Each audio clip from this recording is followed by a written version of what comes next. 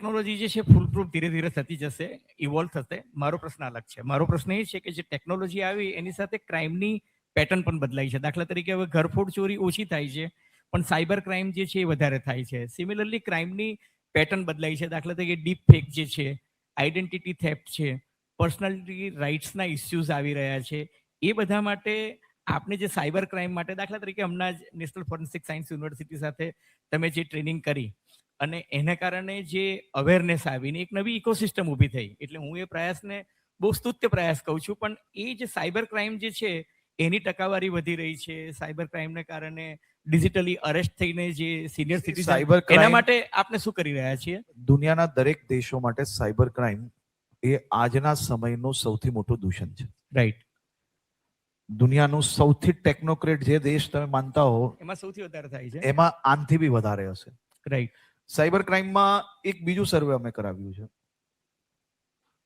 કે રૂરલ એરિયાની અંદર ઘટનાઓ ઓછી અને અર્બન એરિયામાં વધારે બને છે. ઓછા ભણેલામાં ઓછી અને વધારે ભણેલામાં વધુ.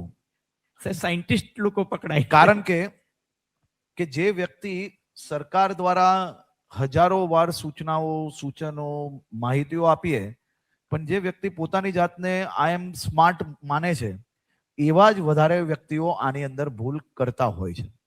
અને બીજું કે સાયબર ક્રાઇમની અગર વાત કરીએ તો 1930માં અમે એક દિવસ બેઠા હતા, બધા જ અધિકારીઓ બેઠા હતા, અમે લોકો કોલ જોતા હતા. તો કોલની જે ડ્યુરેશન એટલે કે કોલ ઉચકતા જે વાર લાગતી હતી, હવે અમે ચેક કર્યું કે આને આપણે કઈ રીતે બદલી શકીએ. તો અમે લોકોએ શું કર્યું કે કોન્સ્ટેબલ્સ જોડે 8 ટેલિકોલર નીચે મૂકી લીધા, એક કોન્સ્ટેબલની નીચે બીજા ટેલિકોલર્સ.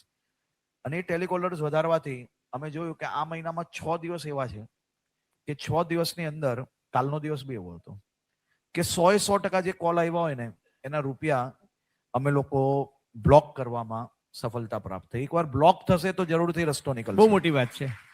પણ 6 દિવસથી મને સંતોષ નથી.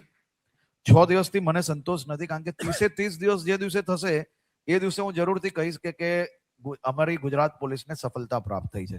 એ દિશામાં અમે આગળ વધીએ છીએ અને જરૂરથી સફળતા મળશે. પણ એ ક્યારે મળશે? અહીંયા બેઠેલા સૌ લોકો જો પોતે આવી કોઈ ઘટના બને તો વિચાર્યા વગર 1930 પર કોલ કરશે તો જ આ વસ્તુ પોસિબલ છે. આ વસ્તુ તમે 5 દિવસ પછી આવશો અમારી પાસે અને રૂપિયા બેંકમાંથી નીકળી ગયા હશે તો નસીબની તમારી વાત થશે. તો એને પકડી શકાશે કે નહીં પકડી શકાશે એનો અંદાજો અમને બી નથી. કારણ કે આ ક્રાઇમ, આ ટાઈપના ક્રાઇમ એ દેશની ભૂમિ કરતા વિદેશની ભૂમિ પરથી વધારે બનતા હોય છે, કે જેના કારણે આપણે ઇઝીલી ત્યાં એક્સેસિબલ નથી હોતા, જેના કારણે આપણે એ લોકોના રૂપિયા પાછા નથી લાવી શકતા. તો 1930 પર જો સમયે કોલ કરશો તો હું તમને ગેરંટી આપું છું કે કંઈક ને કંઈક રિઝલ્ટ આવશે. અને ક્યાંક અમારી ચૂક થતી હશે તો અમે એનો અંદર સુધારો કરશો, પણ સાયબર ક્રાઇમની સામે તો આપણે જંગ લડી જ લેવી છે.